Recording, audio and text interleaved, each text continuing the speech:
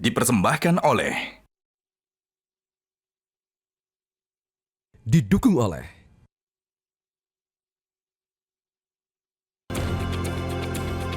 Halo, selamat sore pemirsa, bersama saya Yohana Margareta. Monitor Mudik 2025 kembali hadir untuk memberikan informasi lengkap yang bisa Anda jadikan referensi seputar kondisi terkini arus mudik lebaran di sejumlah wilayah yang disampaikan oleh tim liputan Metro TV.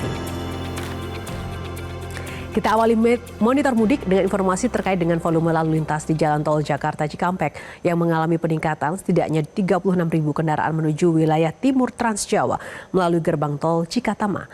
Dan di hari kedua Lebaran, terdapat antrian kendaraan di gardu gerbang tol Jakarta Cikampek. Data dari PT Jasa Marga Trans Jawa Tol hingga sore hari menunjukkan 36.893 kendaraan melintas menuju ke arah Palimanan, sedangkan 11.253 kendaraan menuju ke arah Jakarta.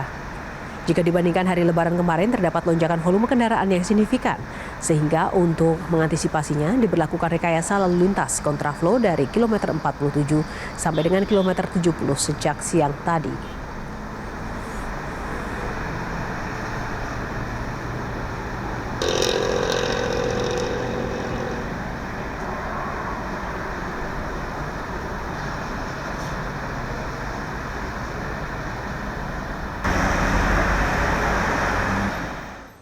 Jasa Marga Tbk memberikan diskon tarif tol sebesar 20% bagi para pemudik yang kembali ke Jakarta pada arus balik Lebaran 2025. Diskon ini akan berlaku dalam 2 tahap untuk ruas tol Trans Jawa, mulai dari gerbang tol Kalikangkung hingga gerbang tol Cikampek Utama. Dan di tahap pertama, diskon 20% akan berlaku pada 3 hingga 5 April mulai pukul 5 pagi. Dan di tahap kedua, diskon yang sama akan ditetapkan kembali pada 8 hingga 10 April mulai pukul 5 pagi. Jasa Marga berharap bahwa pemudik bisa pulang lebih awal sehingga tidak terjadi lonjakan kendaraan pada puncak arus balik yang diprediksi jatuh pada 6 April 2025.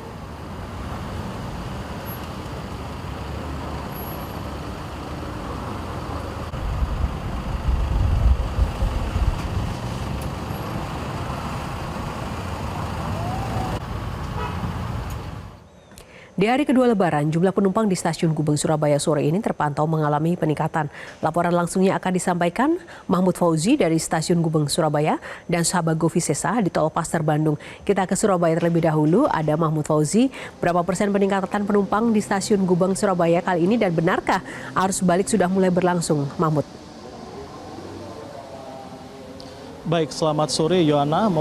Satu hari pasca perayaan Hari Raya Idul Fitri, sore ini arus balik di stasiun Gubeng Surabaya terpantau mulai mengalami peningkatan. Peningkatan jumlah penumpang ini sudah terlihat sejak subuh tadi, bahkan dari data yang kita miliki dari Humas PT KAI Daup 8 Surabaya, setidaknya pada hari ini tercatat ada sekitar 40.000 penumpang, baik yang berangkat maupun yang tiba di area PT KAI Daup 8 Surabaya. Di PT KAI Daup 8 sendiri ada 3 stasiun favorit yang menjadi favorit masyarakat, yakni stasiun Surabaya Gubeng, stasiun Pasar Turi, dan juga stasiun Kota Malang. Sementara itu, untuk arus balik di stasiun Gubeng Surabaya ini sudah terjadi pada H-3 atau pada hari Jumat kemarin dengan total penumpang perharinya mencapai 49.000 penumpang. Sementara untuk puncak arus balik pada tahun ini diprediksi akan terjadi pada H+3 sampai H+5, di mana setiap harinya diprediksi akan ada sekitar 50.000 penumpang yang akan menggunakan moda transportasi kereta api. Meskipun sepanjang hari ini ada ribuan penumpang yang memadati stasiun Gubeng Surabaya, namun dari pantauan yang kita lakukan sejak di area drop zone, area ruang tunggu penumpang, baik yang ada di lobi maupun yang ada di dalam stasiun dan juga area pemeriksaan tiket, meskipun ada ribuan penumpang yang memadati stasiun Gubeng, namun kondisi di stasiun Gubeng relatif bisa dibilang ramai lancar.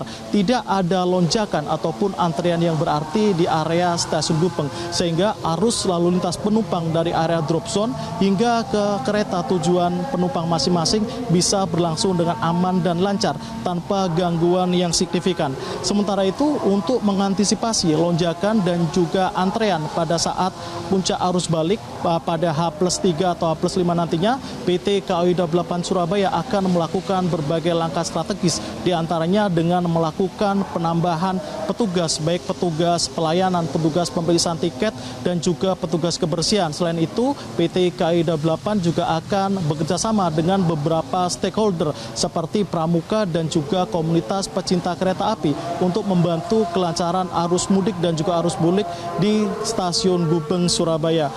Selain itu, PT KAI Daup 8 Surabaya juga melakukan penambahan kereta api jarak jauh, di mana yang tadinya tiap harinya ada 49 keberangkatan kereta api jarak jauh.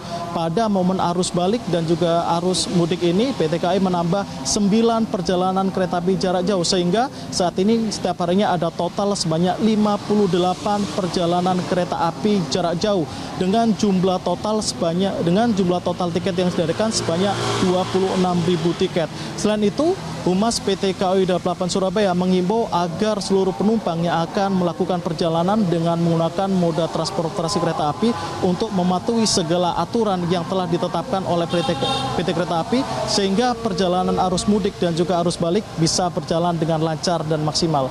Untuk sementara, demikian laporan dari Surabaya. Kembali ke studio.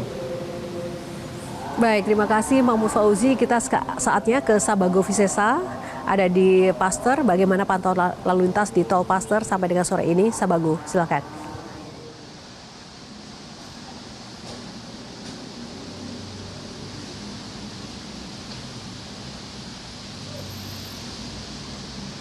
Selamat sore Yohana dan juga pemirsa. H+1 volume kendaraan yang memasuki Kota Bandung melalui gerbang tol Paster ini terus mengalami peningkatan.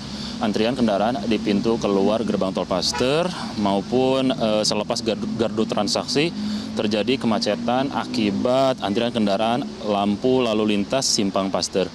Selanjutnya di Jalan Dr. Junjunan yang mengarah ke pusat kota dan Jalan Surya Sumantri serta Jalan Sukajadi arah Lembang terpantau ramai lancar. Kendaraan yang melintas melalui gerbang tol Paster ini didominasi oleh kendaraan pemudik lokal maupun kendaraan wisatawan yang menuju ke Bandung dari sejumlah wilayah di Jawa Barat maupun kendaraan asal Jabodetabek. Pihak Jasa Marga pun ini membuka 8 pintu gardu transaksi di pintu keluar gerbang tol Paster.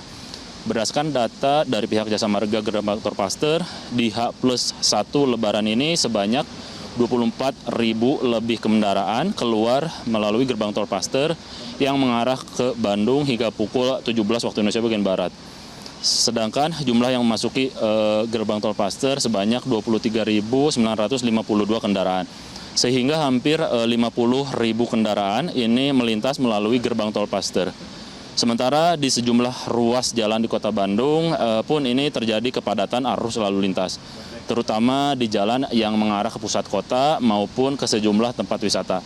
Seperti di Jalan Setiabudi Kota Bandung yang mengarah ke kawasan Lembang, di Jalan Dago, kawasan pusat kota Jalan Braga Asia Afrika, volume kepadatan ini sudah mulai tampak di hari libur pasca Idul Fitri. Meski demikian, kendaraan ini masih terus bergerak dan belum ada rekayasa arus lalu lintas yang diberlakukan oleh petugas kepolisian. Dan diprediksi hingga malam nanti volume kendaraan yang memasuki Kota Bandung ini akan terus meningkat. Bagi Anda pemudik ataupun wisatawan yang akan memasuki Kota Bandung, selain melalui gerbang tol Paster, Anda juga bisa melalui gerbang tol lainnya di Kota Bandung. Di antaranya gerbang tol Pasir Koja, gerbang tol Kopo, gerbang tol Muhammad Toha, dan gerbang tol Buah Batu. Demikian Yohana, kembali ke Anda di studio. Terima kasih Sabago, dan sebelumnya juga ada rekan-rekan lain yang sudah melaporkan dari Surabaya, ada Mahmud Fauzi. Terima kasih teman-teman. Dan pemirsa, tetap jaga kesehatan tubuh Anda agar terhindar dari masalah pencernaan. Untuk mudik non-stop, stop masalah dengan Entrostop. Semoga informasi yang kami hadirkan tadi bermanfaat dan juga dapat menjadi referensi bagi Anda untuk menentukan waktu mudik dan juga jalur mana yang aman agar selamat sampai dengan tujuan. Saksikan Monitor Mudik 2025 di Metro TV, mudik aman hingga kampung halaman. Sampai jumpa lagi.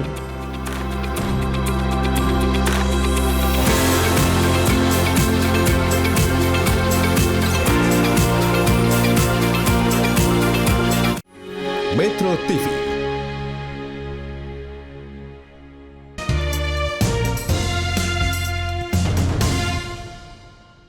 Dipersembahkan oleh,